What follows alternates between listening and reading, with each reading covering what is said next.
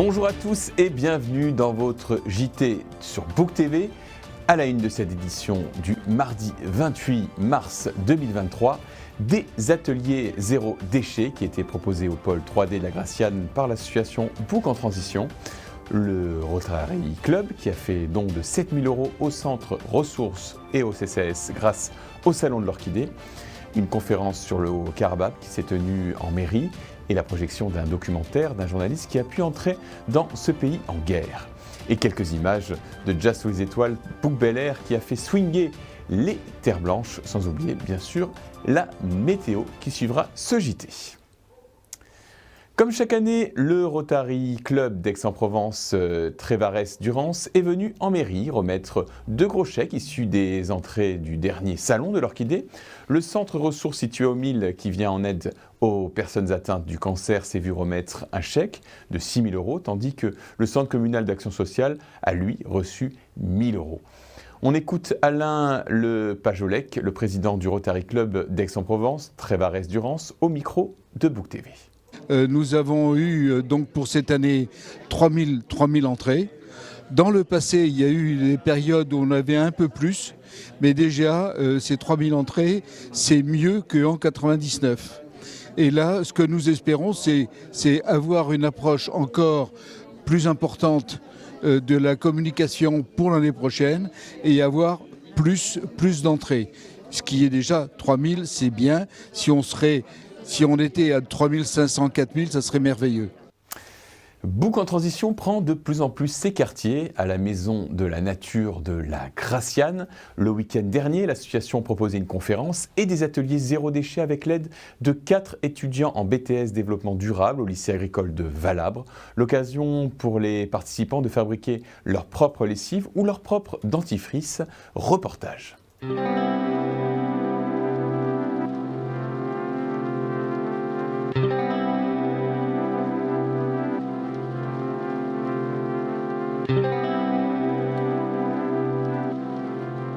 Donc on est 4 étudiants en reconversion professionnelle et on a proposé cette animation à Book Bel Air en transition et parce que ils sont déjà sensibilisés et le but c'est de sensibiliser sur le zéro déchet.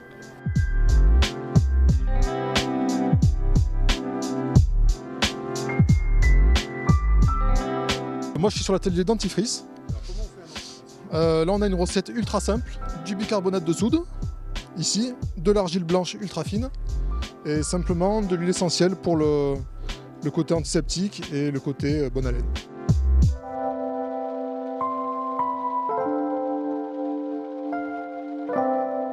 Donc on a une grosse marmite, on la remplit d'eau, on la fait chauffer et ensuite on va rajouter donc les petits copeaux de savon de Marseille. Donc il faut bien choisir son savon parce qu'il faut un savon un peu vert marron. Sinon la lessive elle va durcir donc ça sera pas bon. Donc, on fait des petits copeaux, on les ajoutera à l'eau chaude et pour que la lessive nettoie bien, on ajoute un peu de cristaux de soude, ça sert de détergent, et un petit peu de bicarbonate. Voilà, c'est aussi simple que ça. Et après on remplit le petit bidon qu'on a gardé de nos précédentes lessives.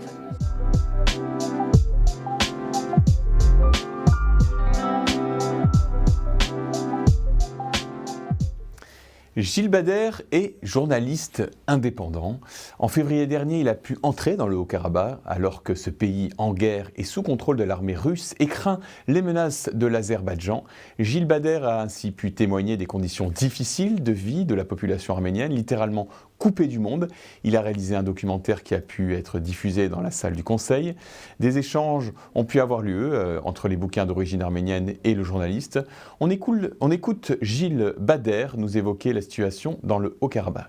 La situation est la même depuis maintenant plus de 100 jours, c'est-à-dire qu'il y a un blocus qui empêche les gens de circuler, les biens, les vivres, les médicaments. Donc très difficile d'accès et les gens sont pris en otage. C'est une prison à ciel ouvert. La population ne meurt pas complètement puisqu'il y a quand même parfois, grâce à la Croix-Rouge ou sur des convois russes, des vivres qui peuvent accéder, mais avec bien sûr pas ce qu'il faut pour pouvoir vivre correctement. En bref, le CCFD Terre Solidaire a organisé un concert caritatif dans l'église Saint-André samedi soir. Pas d'orgue cette fois-ci, mais trois chorales d'adultes venus de Bouc-Bel-Air, Calas et Aix-en-Provence. Elles ont repris de grands standards de la chanson pour le plus grand plaisir du public venu très nombreux puisque l'église Saint-André affichait complet. On écoute Gérard Blanc du CCFD au micro de Book TV.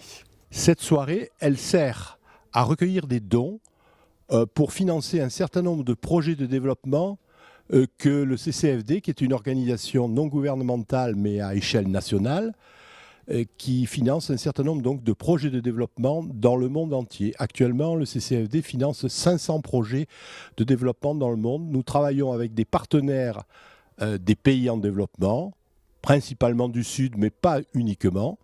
Et ces partenaires avec lesquels nous travaillons nous sollicitent pour les aider à mettre en route leurs projets de développement.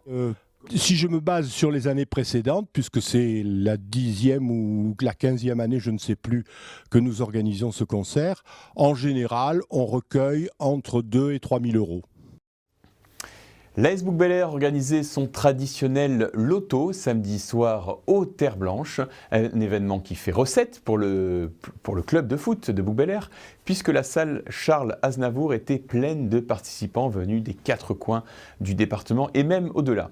Bonne ambiance, sourire et moment convivial pour les fans de l'AS BBA dont nous faisons partie ici à Book TV. On écoute son président au micro de Book TV. On a la chance d'avoir un club qui est aimé et les gens sont fidèles à nous. Et je pense que tu vois l'ambiance qu'il y a aujourd'hui, je pense qu'ils aiment cette ambiance familiale et c'est pour ça qu'ils viennent. Il y a le lot du président qui est le dernier lot d'ailleurs. Et il y avait quoi dedans ? Ben, regarde, tu le vois là, c'est juste là. Trottinette électrique avec un magnum de rosé Saint-Tropez, des verres et un seau à champagne. Et 3 bouteilles de rouge, blanc et rosé. Jazz sous les étoiles, Bouc-Bel-Air continue sa programmation 2022-2023. Vendredi soir, c'était un hommage au swing qui était rendu ce fameux mouvement jazz des années 30. Les musiciens étaient accompagnés par la compagnie Extra Swing, venue d'Aix-en-Provence, pour faire des démonstrations de danse. Vous les avez peut-être déjà vus à la fête du village l'été dernier.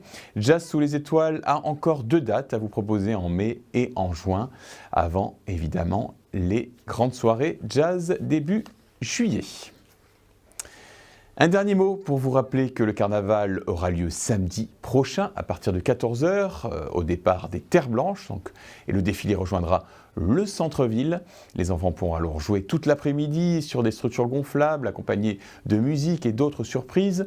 Ils pourront aussi profiter d'un goûter offert par la mairie. Alors surtout, venez nombreux et ne ratez pas cet événement incontournable. C'est tout pour cette semaine. Dans un instant, la météo de Sylvain. Belle semaine à tous.